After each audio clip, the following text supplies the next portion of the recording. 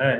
کسی مومن نے کہا ایک بوڑھا عراقی کائے سے رو رہا تھا، چند لمحوں کے لیے میرے گھر میں آئیے کھانا کھائیے۔ ہم نے کہا بھائی پیٹ بھرا ہوا ہے، کہ نہیں تم نہیں آؤ گے تو مجھے لگے گا آج حسین مجھ سے ناراض ہے، میرا آقا مجھ سے ناراض ہے۔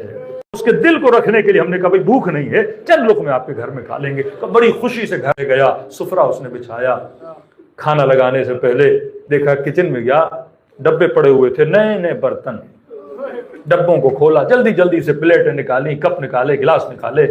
ہم دیکھ رہے کچن میں اور بھی پلیٹس تھیں۔ ہم نے کہا بوڑھے آدمی برتن کیوں نکال رہے ہو؟ پرانے برتن ہیں انہی کو یوز کرو، ڈبے کھول رہے ہو۔ اس کی آنکھوں میں آنسو آئے، کہا برتن تو ہیں، یہ میرے برتن نہیں ہیں جن کو نکال رہا ہوں۔ کہا کس کے ہیں؟ کہ یہ میری بیٹی کے جہیز کا سامان ہے، ابھی ایام اعزا گزریں گے، اس کی شادی ہے۔ ہم نے کہا پھر ان برتنوں کو کیوں نکال رہے ہو؟ کہ نہیں میرا دل ہے ان برتنوں میں حسین کے ظاہر کھائیں تاکہ اس کی زندگی میں خدا برکت کو نازل کرے۔ کہاں نظر آتی ہے ایسی خدمت، کہاں ملتا ہے ایسا جذبہ؟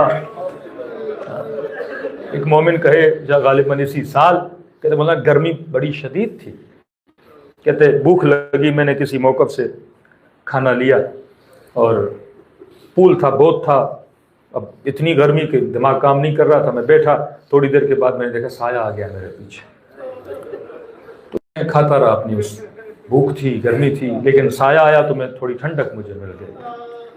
کہتے کھانا جب ختم کر لیا تو میں نے مڑ کے دیکھا، ایک عرب قداور قوی الہیکل، بہت لمبا، وہ میرے پیچھے کھڑا ہے، پسینہ بہ رہا ہے اس کا۔ تو میں نے موقع والے کو کہا، میں نے کہا بھائی سب کھا رہے تو اس کو بھی تھوڑا کھانا دیتے، بیچارہ گرمی میں کھڑا ہے۔ وہ کہنے کھڑا نہیں ہے یہ جان بوجھ کے کھڑا ہے۔ تو کیا مطلب کہ ہمارے گاؤں کا ہے، بڑا غریب آدمی ہے، کہ ہمارے رسم میں کوئی نہ کوئی امام حسین کے ظاہروں کی خدمت کرتا ہے، اس کے پاس کچھ بھی نہیں ہے خدمت کا، پیسہ نہیں ہے بیچارے کے پاس، کوئی موقف لگاتا ہے تو کہا یہ یہیں پہ کھڑا رہتا ہے۔ کہ کیوں؟ کیوں کہتا ہے میرے پاس کچھ نہیں، اللہ نے مجھے بڑا بدن دیا ہے، گرمی بہت ہے، اگر کوئی زائر بیٹھے گا میں اس کے پیچھے کھڑا ہو جاؤں گا سایہ بننے کے لیے، اسے دھوپ نہ پڑے۔ ایسی انسانیت کا جذبہ کہاں نظر آتا ہے، ایسی قربانی کا جذبہ کہاں نظر آتا ہے جو کربلا یا ابا عبداللہ حسین نظر آتا ہے۔ اسی کویت میں آپ رہتے ہیں، اگر کوئی آپ کو کہے فلاں دکان سے بقالی سے آپ جا کر 4 چیزیں لے کر آؤ، آپ کہو گے بابا ابھی دھوپ بہت ہے، گاڑی ہوگی تو میں جاؤں گا، اے سی کے بغیر میں نہیں جاؤں گا۔ جو بندہ پورا سال بغیر گاڑی کے گھر سے نہیں نکلتا، کربلا جاتا ہے، لوگ ملنے گاڑی میں بیٹھ، کہتا نہیں میں نے پیدل حسین کی طرف جانا۔ یہ مزاج کس نے بدلا آپ کا؟ امام حسین نے مزاج بدل دیا، انسان کی فطرت کو بدل دیا، کہ بندہ وہاں جا کے اپنی ذات کو بھول جاتا ہے اور ذات حسین کو یاد رکھتا ہے۔ کسی راقی سے کہا اتنی خدمت کیوں کر رہے ہو؟ کہ آپ کی نہیں کر رہے، یہ سوچ کے کر رہے ہیں اس راستے سے کبھی بیویاں گزری ہوں، اس راستے سے کبھی اہل بیت گزرے ہوں گے، تو 4 سالہ بچی کہہ رہی ہوگی کہ مجھے پانی چاہیے، اس وقت کوئی پلانے والا نہیں تھا، امام زین العابدین کے گلے میں پڑے توپ گرم ہو جاتے تھے، کوئی ٹھنڈک دینے والا نہیں تھا۔ تو کہا کہ ہم یہ سوچ کی خدمت کرتے ہیں، مولا آپ کی نہ کر سکے، آپ کے عاشقوں کی خدمت کر رہے ہیں، آپ کے زائروں کی خدمت کر رہے ہیں۔